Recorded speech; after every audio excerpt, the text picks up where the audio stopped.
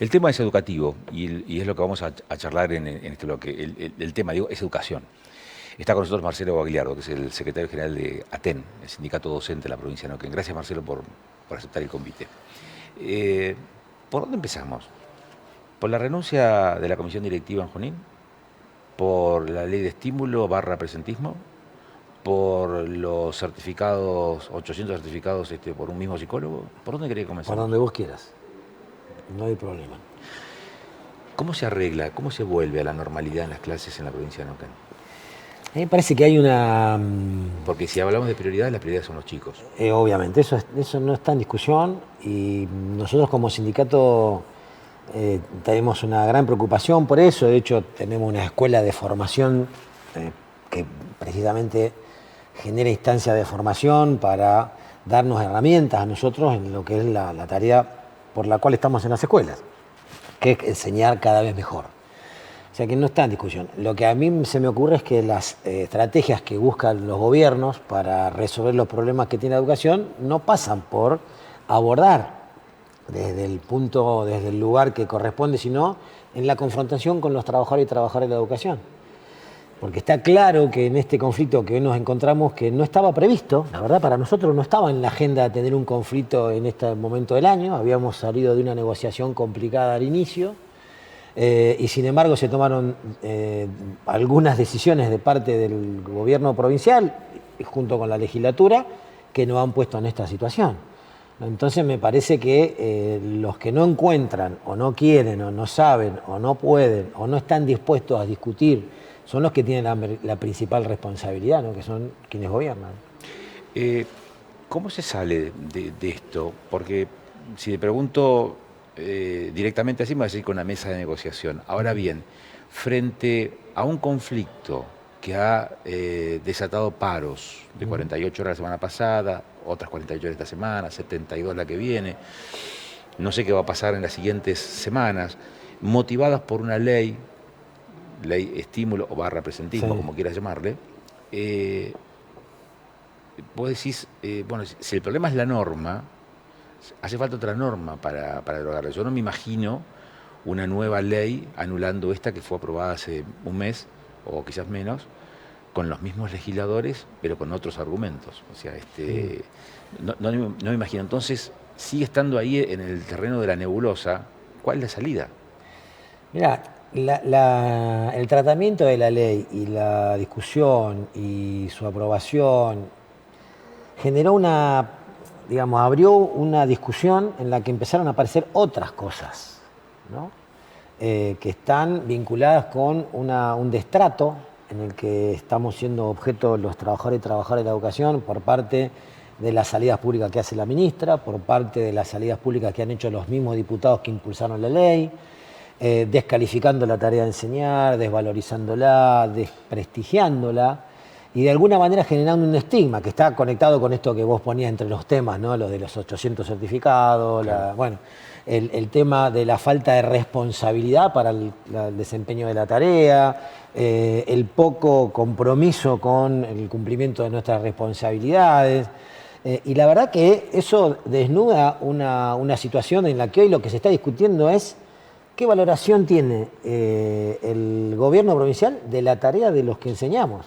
Que somos miles, que estamos a lo largo y a lo ancho de la provincia, que somos los que en la enorme mayoría de las situaciones estamos frente a las problemáticas que a veces las genera el mismo gobierno con su ausente, porque hay que decir que se habla de la ausencia de los maestros, pero no se habla de la ausencia del Estado. Cuando hay una escuela que no está en condiciones, cuando hay un chico que llega con hambre a la escuela, con mal dormido, con problemas de vulneración de derechos, cuando hay una escuela que está en riesgo y pone en riesgo la salud de los trabajadores y de los estudiantes, al extremo, cuando hay una escuela a la que no se puede llegar porque los caminos están en malas condiciones.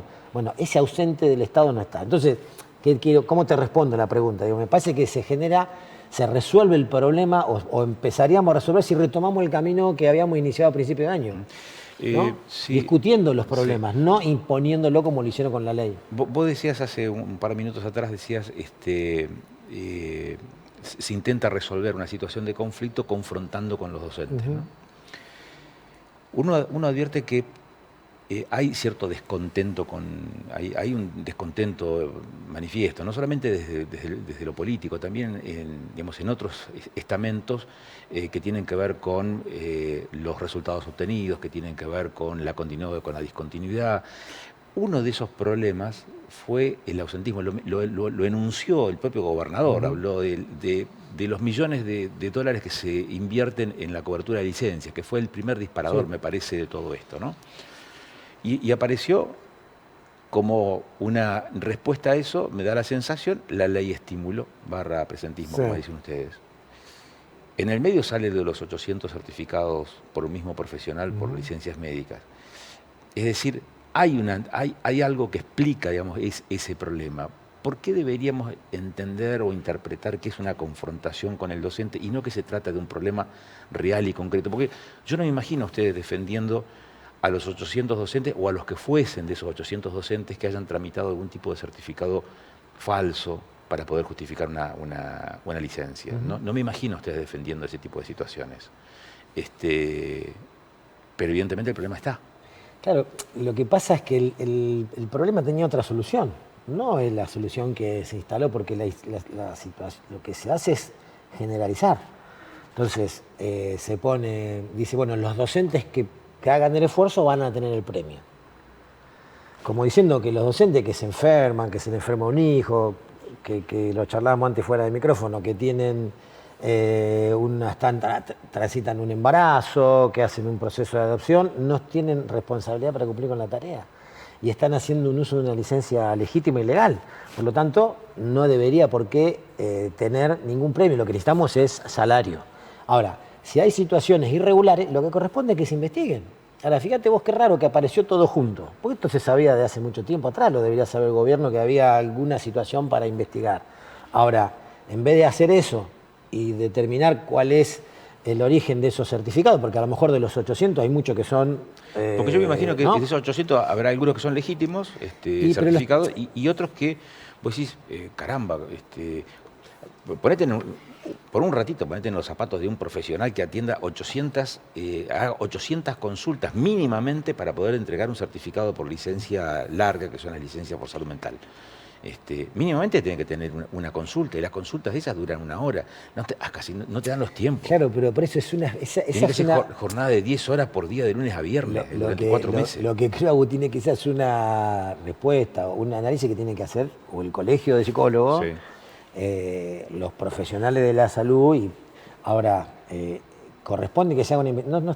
No está mal, nosotros no hemos dicho otra cosa que se investigue, porque en realidad nosotros nos haría muy bien que se sepa qué es lo que hay de cierto y qué es lo que no es cierto en esas situaciones que se denuncian, pero la forma en que se instala, cómo se estigmatiza, cómo se hace una exposición social de un colectivo, porque quedamos todos de alguna manera salpicados por esa situación. Después aparecieron que había 2000 más de otros médicos que tenían que revisar. Si el gobierno tiene su dato, ¿por qué no hace las cosas que tiene que hacer y las hace en el ámbito que corresponde? Porque fíjate que esto llegó a una denuncia de carácter penal, cuando en realidad debió haber sido el Contralor del Estado, que está, porque lo tiene, que es la Dirección de Salud Ocupacional, que debería haber tenido el dato de los certificados que se presentan. Ahora, ¿por qué no lo resolvió eso? Porque hay una enorme incapacidad de la estructura que existe en el Consejo Provincial de Educación para hacer el seguimiento de las enfermedades, las auditorías que corresponden, para hacer acciones de prevención de la problemática de la salud, no solamente nuestra. Vos fíjate que el Consejo Provincial de Educación tiene 37.000 trabajadoras y trabajadores, de los cuales 27.000 somos docentes y hay otros, el resto son trabajadores de auxiliar de servicio. Ahora, ese organismo siempre le hemos reclamado que tiene que tener la suficiente estructura como para hacer un trabajo de salud ocupacional que nos cuide en realidad. Porque sobre la salud docente hay mucho escrito y es una de las problemáticas que a nivel mundial se abordan por el estrés laboral que eso conlleva, porque hay un desgaste del trabajo eminentemente humano que tiene la tarea de enseñar, por las problemáticas sociales que muchas veces se terminan repercutiendo en la escuela, porque todos decimos, viste, la escuela es un poco la caja de resonancia de lo que pasa afuera. ¿Y quién está en ese cotidiano? Está la maestra, está el maestro, el profesor, el equipo directivo. Entonces, nosotros decimos, muy mal está encarar este problema exponiendo a un colectivo de trabajadores y trabajadoras si había herramientas para, en todo caso, investigar, analizar cuáles son las falencias que tenía el controlador médico, ¿no? Hay actividades que son más de mayor exposición que otras. Probablemente digamos, aquel que vende en una ferretería contratuercas para la hélice de un avión, digamos, hace 2 operaciones por año. Sí. Pero hay otras actividades que están mucho más expuestas. La nuestra es mucho más expuesta, la del docente también es una actividad muy expuesta. Por lo tanto, esas ponderaciones sociales surgen espontáneamente. Pueden estar más o menos motivadas, pero surgen y van a seguir surgiendo, precisamente por ese nivel de exposición. Ahora, ese nivel de exposición hace que trasciendan este tipo de casos y trasciendan, como por ejemplo lo de Junín, que renuncia a una conducción gremial por los niveles de violencia internas dentro de su área. Eso también aparece como un emergente en este momento de conflicto. ¿Por qué están pasando estas cosas, Marcelo? Mira, eso es una cuestión que nosotros ya la hemos abordado, hay una cefalía en esa seccional, y creo que lo que ha pasado con las compañeras de esa seccional es que han superado un umbral de tolerancia a situaciones de un trato violento que hay de algunos sectores, lamentablemente, de los trabajadores y trabajadoras que componemos nuestro sindicato. ¿Internamente dentro del sindicato? Y es interno, es una situación que, digamos, en otros sindicatos se da de otra manera, ¿no? Tienen otra forma de expresar. Sí, hay otros que lo suenan a los tiros. ¿No? Nosotros tenemos el ámbito de la asamblea, hay discusiones, muchas veces son discusiones que se elevan en el tono y muchas veces son discusiones en las que sea mal de mucho no quiere decir que sea un No, por supuesto, lo que estoy diciendo es que y de alguna manera tratando de llamar y ponerlo como llamado de atención, que creo que de un modo es lo que es la renuncia de nuestras compañeras, es decir, un sindicato como el nuestro, docente, con una larga historia democrática, tiene que tener un nivel de discusión que tiene que ser donde se expresen las diferencias con absoluta transparencia, pero con el respeto. Es decir, sin que el debate acalorado se transforme en la afectación o en el agravio personal o en la afectación de la integridad de una persona, ¿no? Que puede tener la mejor voluntad para conducir y para estar al frente de una organización, pero no tiene por qué aguantarlo. Y te termino, digo, para nosotros no es así, por eso de alguna manera lamentamos enormemente la renuncia de estas compañeras y entendemos por qué lo han hecho y nos vamos a poner al frente de eso. Nosotros queremos un sindicato en el que podamos discutir todas nuestras diferencias sin que para alguien represente un padecimiento, ¿no? Que fue lo que les ha pasado a ellos. Porque no está lejos de pensar que si estas escenas, situaciones, impresiones respecto de cómo se vulnera la tolerancia y el respeto internamente al punto tal de que renuncia a una conducción gremial de una seccional, bueno, ¿cuáles son los otros ecos, ¿no? las otras cajas de resonancia, digamos, de ese conflicto o de esa vehemencia que hace que sea para unos intolerable? O sea, y prefieren dar un paso al costado y no formar parte de ese tipo de situaciones. Te lo traduzco. ¿Por qué esto no se da también en las escuelas? Bueno, vos sabés que eso hoy lo charlaba con otro compañero tuyo, de trabajador de prensa. Con Rubén. Claro, con Rubén. Y la verdad que nosotros lo que vemos es que esa diferencia se expresa en el ámbito interno nuestro. Hasta acá no hemos tenido ningún problema que pueda traducirse como algo preocupante en las escuelas, ¿no? Las diferencias en las escuelas inclusive me parece que se resuelven de otra manera porque tenemos otras preocupaciones, estamos en alguna medida involucrado en resolver la problemática de nuestros compañeros y nuestras compañeras y de nuestros niños, niñas o estudiantes con los que tenemos a cargo. Esto no quiere decir que haya quienes, como pasa en cualquier ámbito de trabajo, puedan tener actitud de esta naturaleza y eso está sancionado y eso puede ser denunciado y demás. Lo que pasa hacia adentro de la organización es distinto y creo que tiene el abordaje que yo antes te decía, ¿no? Para nosotros no puede pasar por ahí la diferencia y vamos a trabajar fuertemente y vamos a seguir haciendo el esfuerzo de que podamos transitar nuestras diferencias en un ámbito de tolerancia y de respeto, ¿no? En el marco de esa tolerancia, de ese respeto, pero también de esa manera inclusiva o de generar consenso, porque me parece que lo más interesante de de la tolerancia y del respeto no es quedarse cada uno en sus posiciones, sino empezar a buscar consensos, puntos de acuerdo. Ese es digamos, el punto virtuoso, en todo caso, de la tolerancia y del respeto. Encontrar los puntos de acuerdo, porque es lo que te permite crecer, si no están estancadas las posiciones, cada uno desde su perspectiva. ¿En qué momento advertís vos que nos podríamos llegar a sentar en esta mesa para charlar sobre resultados de la educación, sobre programas objetivos, proyectos políticos educativos, vaca muerta, para qué la educación? ¿Cómo hacemos para recuperar el 50% de los pibes del secundario que se van y se pierden del radar? Y no están más en la escuela y no sabemos dónde están. ¿Cómo hacemos para que la escuela tenga atractivo y no estemos hablando de una encuesta a nivel nacional que dice que el 20% de los pibes o 25% de los pibes falta a la escuela porque no tiene ganas de ir a la escuela? ¿Cómo hacemos para recuperar esas ganas y esa centralidad que tuvo la escuela hace algún tiempo atrás? Y que me parece que vos la conociste, esa centralidad. Mira, creo que es urgente eso. O sea, y nosotros como sindicato somos los más interesados en participar de una mesa de ese tipo. Creo que hay iniciativas. Por ejemplo, nosotros hemos trabajado mucho con lo que es el diseño curricular de la Escuela Secundaria de Neuquén, que plantea un esquema distinto de trabajo precisamente para que sea más atractiva para nuestras y nuestras estudiantes. Pensando que las materias no son cosas estancas, aisladas, sino que son parte de un conocimiento que debe estar integrado. Entonces, digo, me parece que hay que trabajar urgentemente. La provincia nuestra es una provincia muy rica, ¿no?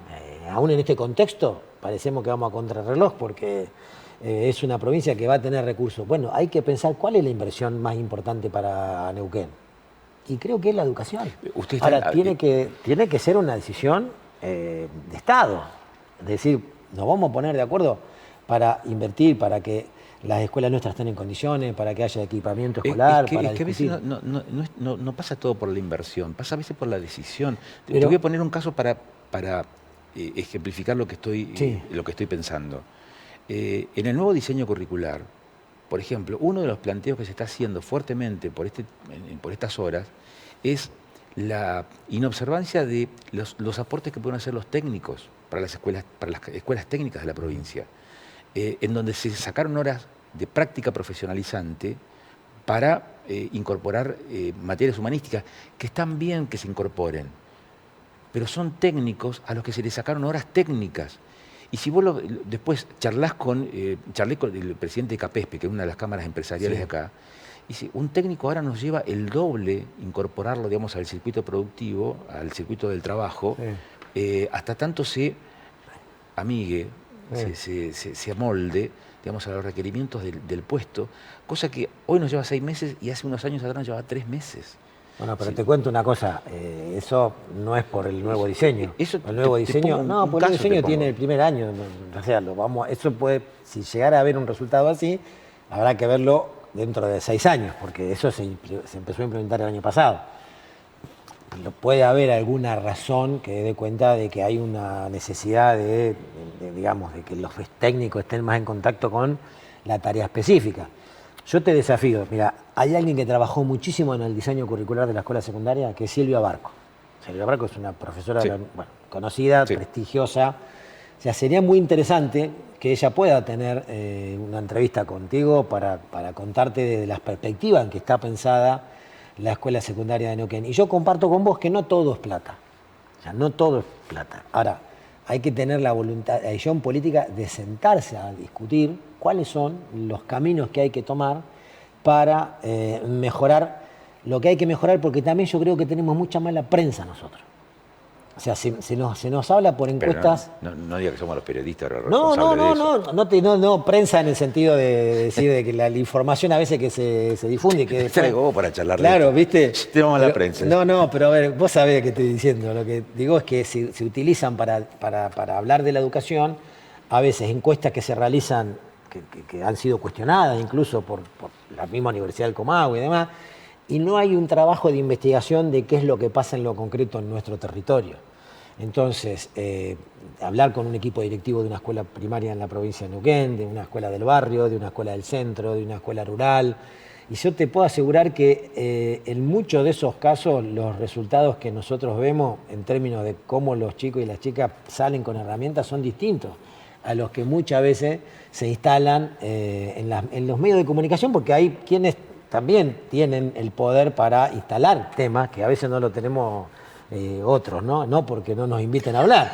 Pero vos ves Infobae, por ejemplo, medios muy potentes, y te difunden que los chicos salen con y cuando resulta que vos escuchás otras campanas, escuchás otras voces y la información no es tan así. Por un dato te doy de los problemas que atraviesa la educación en el mundo. En este momento en Buenos Aires se está haciendo un congreso de la Internacional de la Educación.